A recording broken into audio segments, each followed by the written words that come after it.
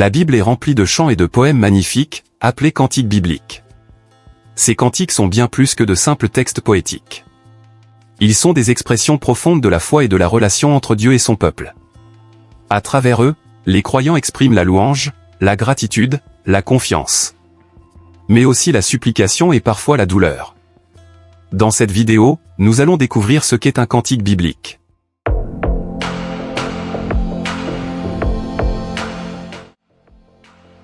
Explorer quelques exemples majeurs.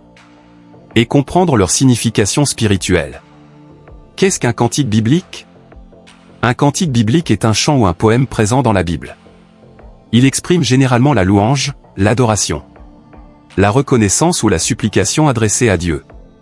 Il se distingue des psaumes, qui constituent un livre entier de la Bible, et du Cantique des Cantiques, qui est un poème d'amour à portée symbolique et spirituelle. Les cantiques bibliques sont des expressions poétiques et spirituelles très fortes. Ils nous permettent de ressentir les émotions, les combats et la foi des personnages bibliques, face à l'action de Dieu dans leur vie. Commençons par quelques exemples de l'Ancien Testament. Le cantique de Moïse, dans Exode chapitre 15, célèbre la délivrance miraculeuse des Israélites lors du passage de la mer Rouge. Il proclame la puissance de Dieu et sa victoire sur les ennemis de son peuple. Le cantique de Déborah et Barak, dans Juges chapitre 5, loue Dieu pour la victoire d'Israël sur les Cananéens. Il met en lumière le courage des dirigeants choisis par Dieu et son intervention décisive dans la bataille. Le cantique d'Anne, dans le premier livre de Samuel, chapitre 2, exprime la joie et la gratitude d'Anne pour la naissance de son fils Samuel. Il rappelle que Dieu est souverain et qu'il peut renverser toutes les situations. Les cantiques du Nouveau Testament. Le Magnificat, dans l'évangile de Luc, chapitre 1, est chanté par Marie lors de sa visite à Élisabeth. Il exprime sa joie, son humilité et sa reconnaissance envers Dieu.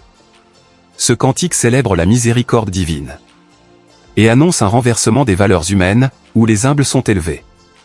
Le Bénédictus est chanté par Zacharie à la naissance de Jean-Baptiste.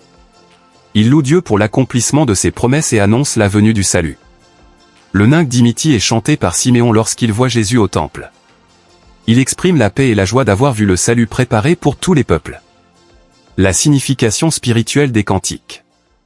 Les cantiques bibliques sont avant tout une expression vivante de la foi. Ils témoignent de la relation profonde entre Dieu et son peuple. Ils sont aussi des chants de louange et d'adoration, célébrant la grandeur, la puissance et la bonté de Dieu. Ils expriment la gratitude pour la délivrance, la protection et la provision divine. Certains cantiques prennent la forme de supplication ou de lamentation, où les croyants confient leur peine à Dieu et cherchent sa consolation. Même si Ésaïe chapitre 53 n'est pas officiellement un cantique, sa poésie et son message spirituel profond lui donnent une place particulière. Les cantiques bibliques sont de véritables trésors spirituels. Ils nous aident à mieux comprendre la relation entre Dieu et son peuple. Ils nous invitent, aujourd'hui encore, à exprimer notre foi, notre reconnaissance et notre louange à Dieu. Prenons maintenant le temps d'écouter plus longuement la voix de ces hommes et de ces femmes qui ont chanté leur foi devant Dieu. Le cantique de Moïse. Exode 15, après le passage de la mer Rouge. Moïse élève sa voix après la délivrance du peuple. Il chante un Dieu puissant, un Dieu qui sauve et qui libère. L'Éternel est ma force et mon chant. C'est lui qui m'a délivré. Il est mon Dieu, et je veux le célébrer. Il décrit un Dieu qui combat pour son peuple, qui ouvre un chemin là où il n'y en avait pas, et qui renverse ceux qui semblaient invincibles. Ta droite, Seigneur, manifeste ta puissance. Par ton souffle, les eaux se sont retirées, et ton peuple a marché en sécurité.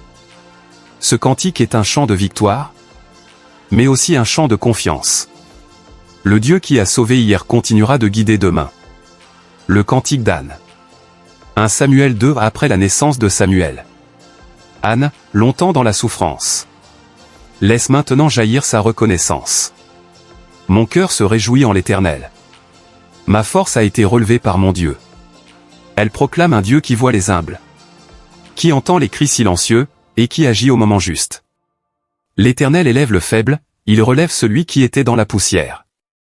Il renverse les situations que l'on croyait définitives. Le cantique d'Anne nous rappelle que Dieu est souverain, et que rien n'est figé entre ses mains. Le Magnificat de Marie. Luc 1, lors de la visite à Élisabeth. Marie laisse monter un chant de louange. Simple et profond, rempli d'humilité et de foi. Mon âme exalte le Seigneur, et mon esprit se réjouit en Dieu, mon Sauveur. Elle reconnaît l'œuvre de Dieu dans sa vie. Et voit déjà son action dépasser sa propre histoire. Il a regardé l'humilité de sa servante. Il déploie sa miséricorde de génération en génération. Marie annonce un Dieu qui élève les humbles, qui rassasie ceux qui ont faim de justice, et qui reste fidèle à ses promesses. Le cantique de Siméon. Luc 2, au temple de Jérusalem. Enfin, Siméon, un homme âgé, patient dans l'attente, voit l'accomplissement de l'espérance. Maintenant, Seigneur, tu peux laisser ton serviteur partir en paix. Ses yeux ont vu le salut, préparé pour tous les peuples. Lumière pour éclairer les nations. Ce cantique est un chant de paix. Un repos profond après une longue attente. Siméon nous rappelle que la fidélité de Dieu ne faillit jamais. Et que ses promesses s'accomplissent toujours. De Moïse à Siméon, ces cantiques traversent les siècles.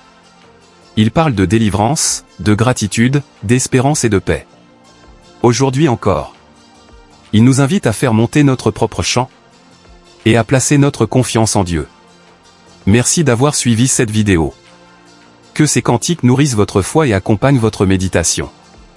À très bientôt pour un nouvel enseignement biblique.